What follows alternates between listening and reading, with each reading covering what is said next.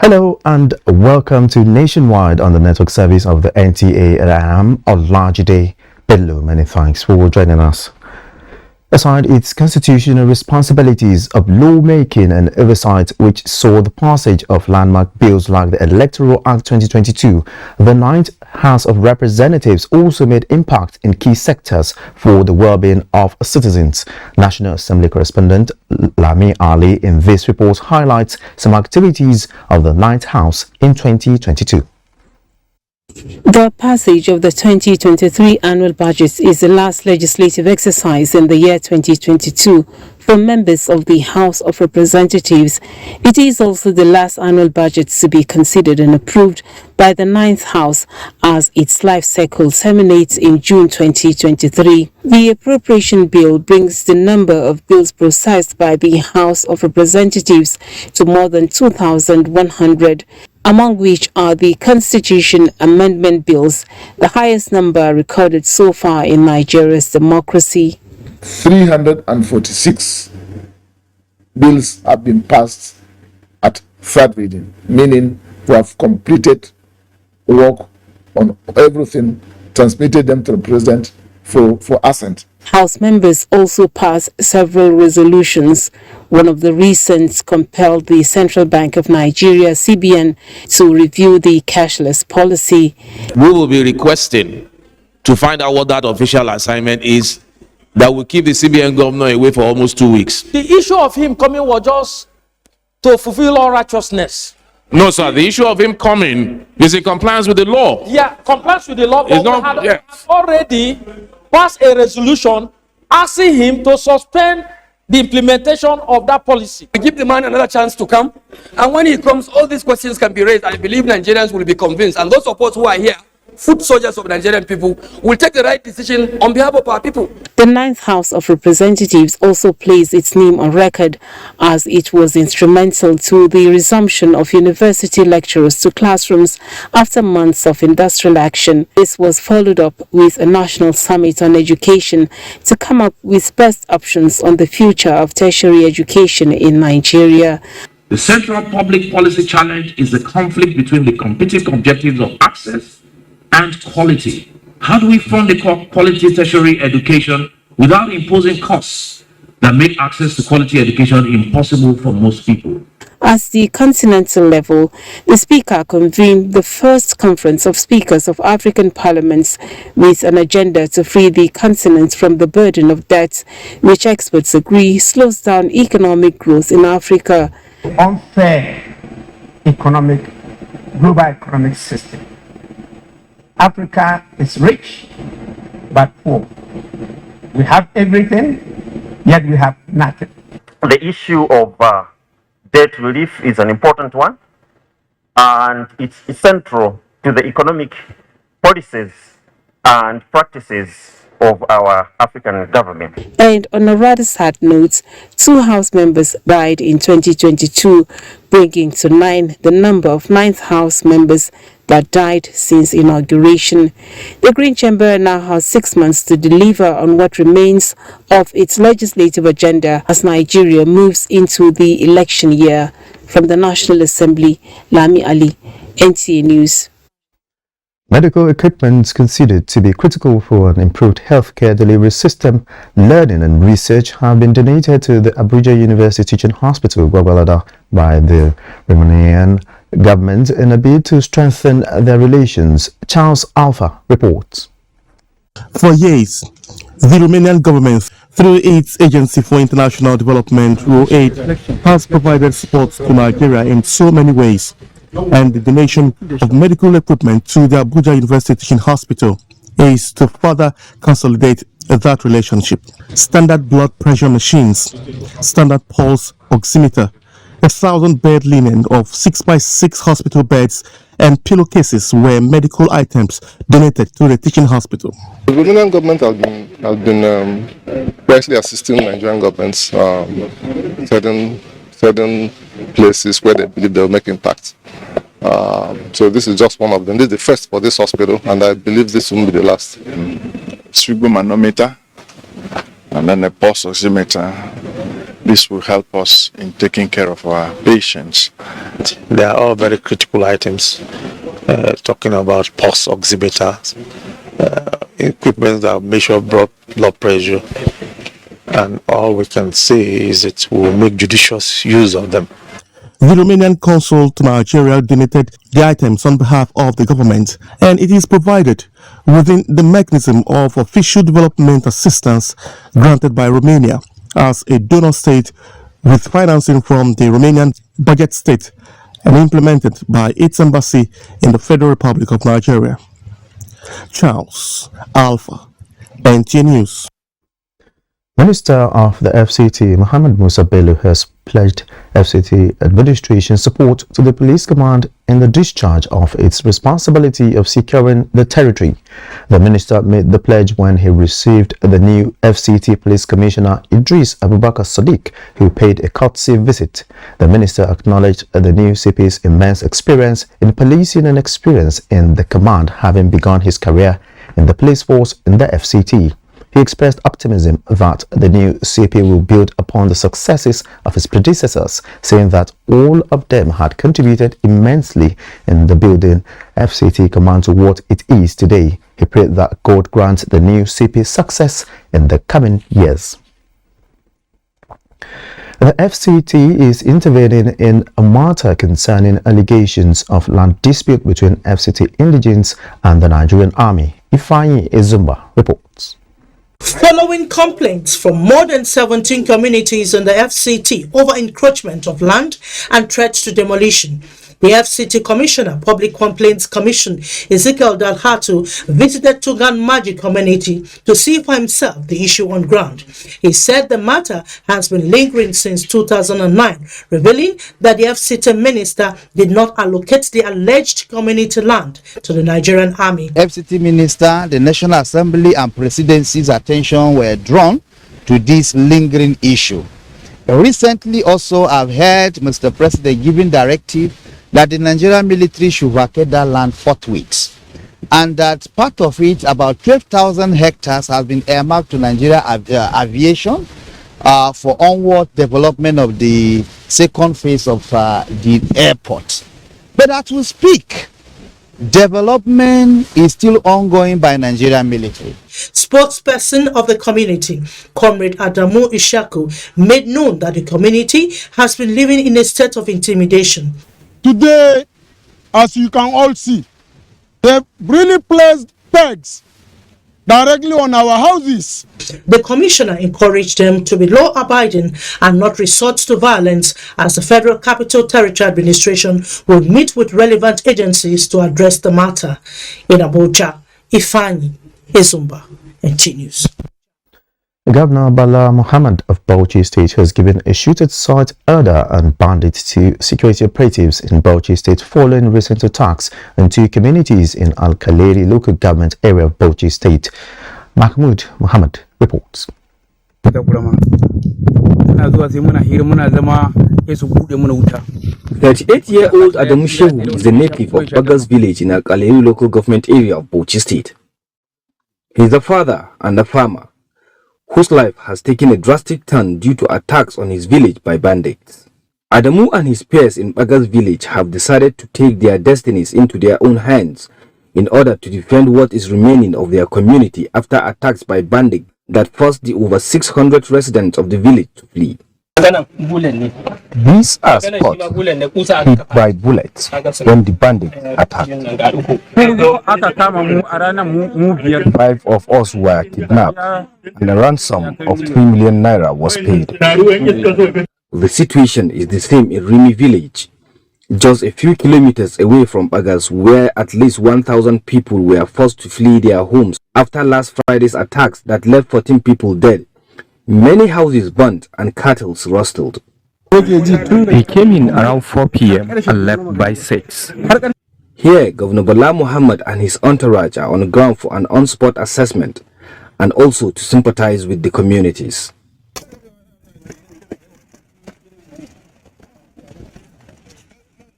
We came at a time when many houses were smoldering.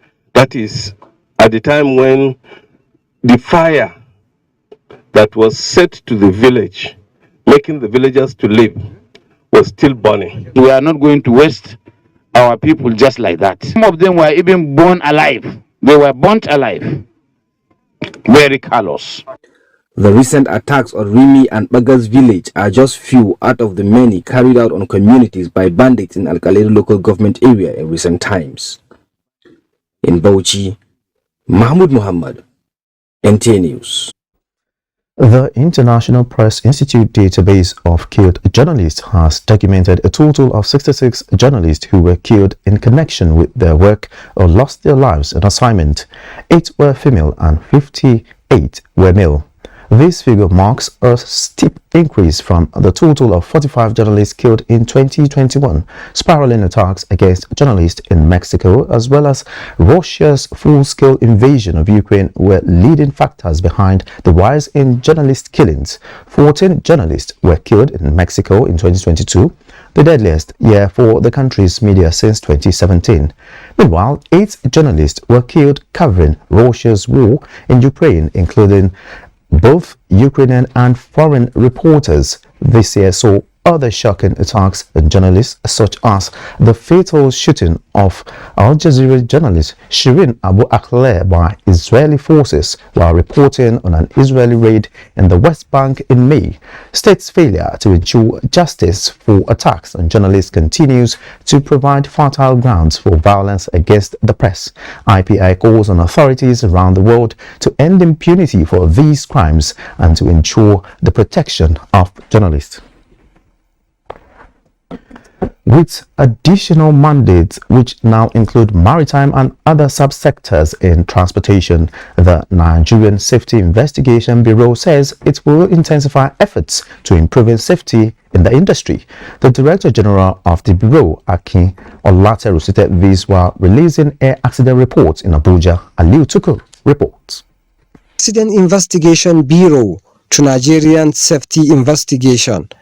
A change of name comes with a change of responsibility. In addition to investigating aircraft accident, the Bureau mandate also covers maritime, railway and road accidents, as well as improving safety. To achieve this new task, the Director General says the Bureau will recruit professionals and train its staff to meet global best practices. What happened? Why did it happen? And what measure can we put in place to prevent it from happening? That is what accident investigation is all about. And that's what we do here. That's why our safety recommendations sometimes are targeted at the regulator, Civil Aviation Authority. Sometimes it's the airline, sometimes it's the manufacturer, or sometimes it's the engine manufacturer. The Bureau releases 7 air accident reports where system failure and non-compliance to the Nigerian Civil Aviation Authority safety guidelines have been identified as some of the factors responsible for the mishaps. Aliu Tukur, NTA News. Lagos is our first port of call, where Michael Olalaye is standing by to keep up to speed with happenings from that zone. Hello, Michael. Compliment. The federal government says it will not fold its arms and watch public infrastructure destroyed by some unpatriotic citizens. Minister of Works and Housing Babatunde Fashola stated he is doing an inspection tour of some ongoing road projects along Auto Gate through Liverpool in Apapa. Abolade Salami reports. The Ibadan side, the wearing course has been completed. After taking proper briefing from the Lagos State Federal Control of Works on the progress of work along the Old Toll Gate corridor, Inward Ogudu Bridge, through Alapere, all the way down to Bagada, which marks the end of Section 4, the Director of Federal Highways Southwest, Adida Kuti, told the minister that where major work lies is Section 2 along Celeb bus stop. The engineers were cited building concrete pavements coupled with the overhead bridge construction being carried out by the Lagos State government to ease traffic along the axis. I'm going to let you continue to do. So this is not, the road is not a parking. At the first port of call in Ladipo along Mile 2 Apapa Road, the minister expressed displeasure at the damage done to the road by business owners who carry out repair works on the newly rehabilitated carriageway. Of course, displeased about the way some people have turned a highway into a marketplace, a mechanic workshop, vulcanizing sites, all sorts of very unacceptable and clearly unlawful behavior in the name of doing business. On the long stretch of road from Second Rainbow to Liverpool in Apapa, engineers were seen laying iron rods and applying concrete stone on some mapped out lanes. The Minister of Works and Housing says the huge investment on infrastructure projects by the present administration is as a result of commitment to attract both domestic and foreign investments. The Apapa Orishoki Expressway is a major infrastructure asset for import and export business because it connects to the largest and the busiest seaport in the country. The need for Nigerians to protect critical assets from all sorts of abuse and vandalism, concerned government agencies say is crucial and mandatory. In Lagos, Abolade Salami, NTA News. Potential voters have continued to visit the various local government area offices of the Independent National Electoral Commission (INEC) across the country to collect their permanent voter card with high turnout and tales of woes. Ingino John Adams has details. While at some collection points, the experience has been smooth and organized, it is the contrary in some other centers, with prospective voters expressing mixed feelings and reservations about the processes leading up to collection of their PVCs. It's a very stressful process. They need to find a more efficient way of doing this. You know, we can't be suffering to collect our cards again. They were writing names and giving it back to the officials, and they go inside and they get the card. But we don't know how long it takes at times. Third attempt to get a PVC and I finally got it. So I'm actually very excited. Yeah, this is my PVC. I'm a bona fide Nigerian right now and I'm happy. The story is different at the INEC office in Surulere. The center witnessed a calmer atmosphere with eligible voters waiting patiently to collect their permanent voter cards. Blessing Essien and Boluatife Ola will be voting for the first time. For them, it is a dream come true. I now know that, okay, I have the right to vote. I feel great. It's stressful because I came very early and I'm just collecting it now. I came here to collect it and I've been here since morning.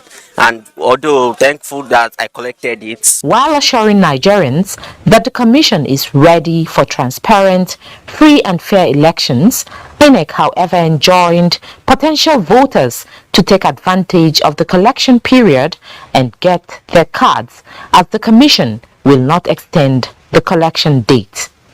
In Lagos, Hingino John Adams, NTA News. You're still watching Nationwide on the network service of the NTA. Do not forget to follow this news broadcast live on our website at nta.ng/live and on our other social media handles displayed on your screen for updates. Time for some messages, and when we return, the news continues from our Benin Network Center, where Agatha is standing by. Please stay.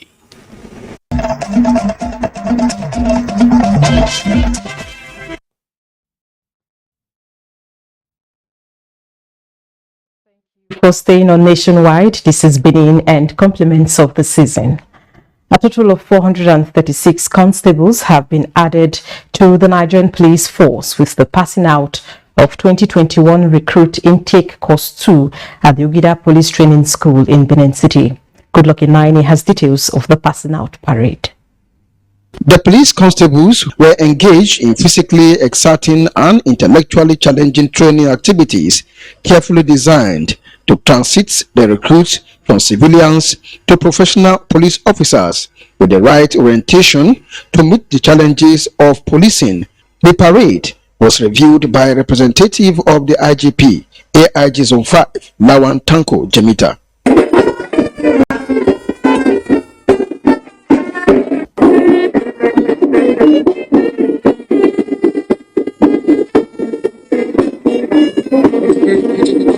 IGP urged the police constables to be law-abiding, emphasizing that their success as police officers is entirely dependent on the quality of their character, discipline, and professionalism. Anybody that has gone contrary to what is supposed to be to do, it will be dealt with. It was celebration time for both the constables and members of their families.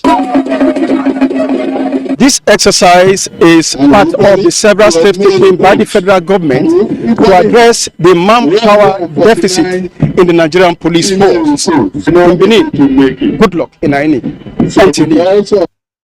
And 49 farmers affected by flood this year have received agricultural inputs as palliatives to cushion the effect of the flood. The gesture is at the instance of the International Fund for Agricultural Development, IFAD, with the federal government and Ondo State government. Abiola Rio has details.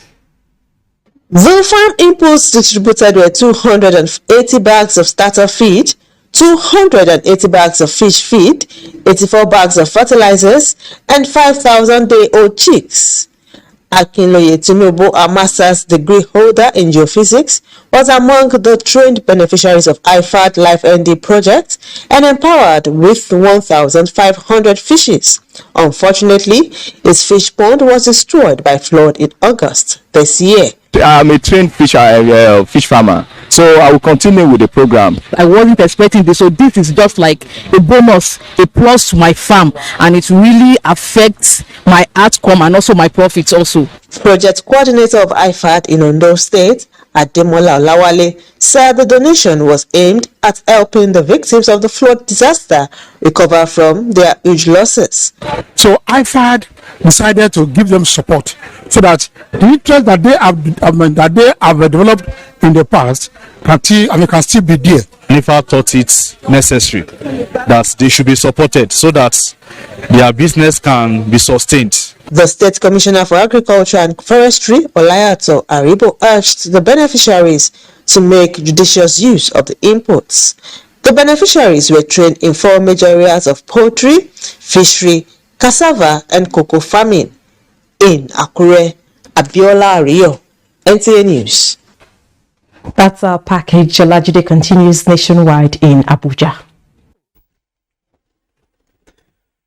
Many thanks, Agatha. Moving on, in a bid to improve basic education in Kebbi State, 2,261 primary schools in the state have received the School Improvement Grant of 200,000 naira each from the State Universal Basic Education Board. Usman Abdullahi Shehu has more. State government through the Universal Basic Education Board under the ongoing program of Basic Education Service Delivery for All, BESDA, explained that the grant mechanism is aimed at supporting the schools' management committees to enable them carry out minor repairs and purchase of schools' materials in the interim, restating the commitment to provision of quality education in the state. Governor Abubakar Atiku Bagudu announced the approval of 10,000 naira each to be given to 15,810 facilitators engaged to assist the primary schools, in addition to 3,543 Almajri schools as assistants across the state. The governor said effort in his administration towards improving education is evident in the 5 commendations the state has earned from the federal government and the World Bank. The executive chairman, Subeb Professor Suleiman Khalid, the commissioner for basic and secondary education, Hassan Muhammad Salah, and the BESDA consultant, Professor Abdullah Abdullahi Abubakar Bagudo unanimously promised to work together to ensure that the project is not only successful but be impactful to the masses. These monies will be used to actually improve learning environment in the those affected schools. And in this respect, His Excellency decided that this school should be supported so that we will be able, even without the BESDA program, we can retain what we have already achieved and improve often. All schools, including Al-Majri and Islamia schools in the state, are expected to benefit from the grants. Usman Abdullahi Shehu, NTA News. Youthfulness is a period of instability, change, uncertainty, and a constant search for purpose. The interest of young people is vastly different from those of older people. Young people want to change the world and establish their own innovative values. They can only change society for better if they have the support of their government. Alain Kaujo in this report takes a look at why youth empowerment in Nigeria is so important. One of the challenges young people face globally is unemployment and underemployment, and Nigeria is no exception. Recent data from the National Bureau of Statistics indicates that the rate of jobless youths has risen from 33.5% to 27.1%. This means that 1 in every 3 youths between 15 and 34 years that is able and willing to work is unemployed. In spite of these, this year saw the introduction of various government programs and funding opportunities in order to make Nigerian youths wealth creators and employers of labor. Everybody can be an entrepreneur. You know, it's one industry I see, or one phase of life I see that can accommodate everybody. Since skills acquisition is the latest currency globally, series of digital skills program for youths, which guarantees socio-economic development, empowerment, and employability, was introduced.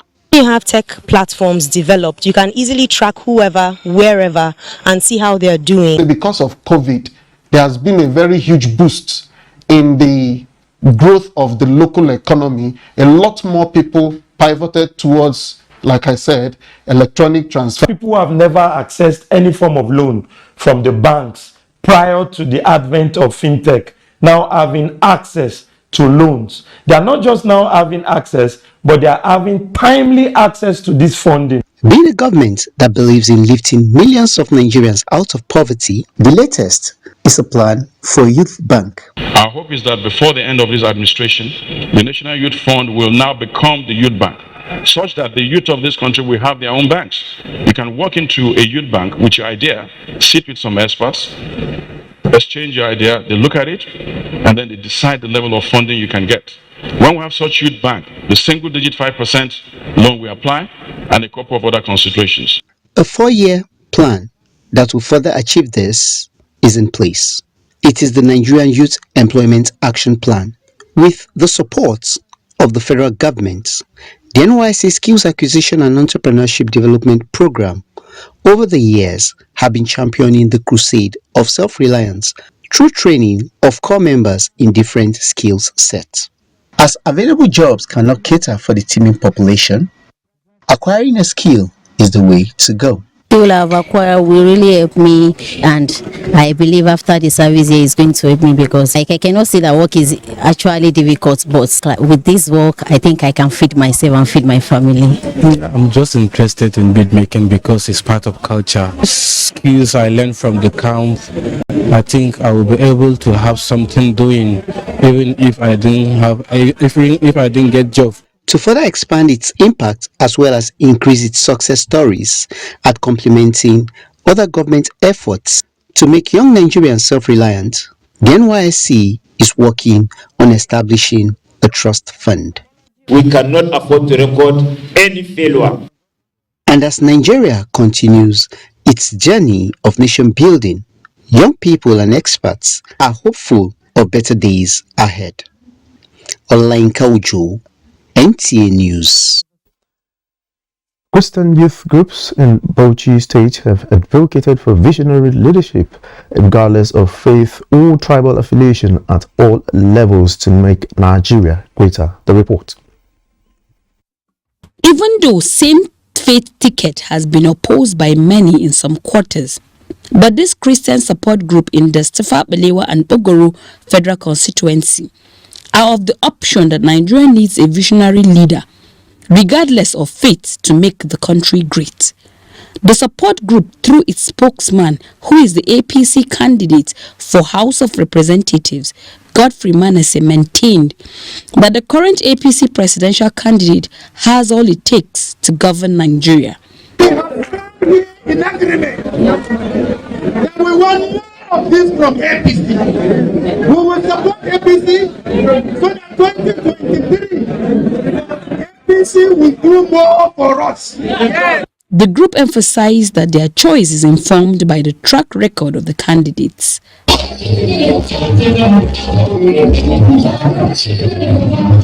In Bauchi, Bulak Afsa, NTA News.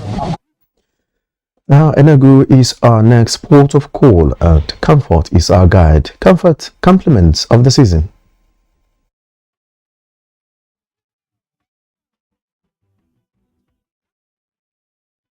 A total of 432 newly trained police constables have graduated from Oji River Police College in Enugu State. Chimaroke will report that the passing out parade was in fulfillment of the 2021 recruitment course for police constables.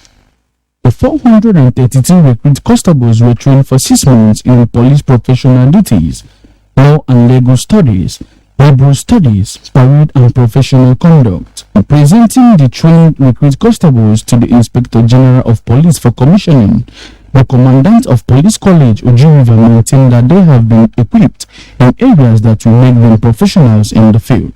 They were also exposed to the mind-boggling complexities of crime in the society. The Inspector General of Police represented while commissioning the 432 recruit constables, charged them to embrace discipline, which is the bedrock of the police force, and shun criminal offences capable of routing them with untimely exit from the noble profession. I wish to remind you that you are coming to a reformed police force that is experiencing an ethical rebirth, a force that is increasingly equipped, well-focused, and properly oriented to take the war against crime to the fortress of criminal elements. The commission officers promised to contribute their quota in protecting the territorial integrity of Nigeria. The Inspector General of Police maintained that the graduating constables will be deployed to complement officers on the forthcoming election security duties across the nation in a bid to ensure a free, fair and credible electoral process. In Enugu, Chimaroke, Ugu, NTA News. And 40 trainees have graduated from the Scientific Equipment Development Institute, SEDI, Enugu Skill Acquisition and Youth Empowerment Program.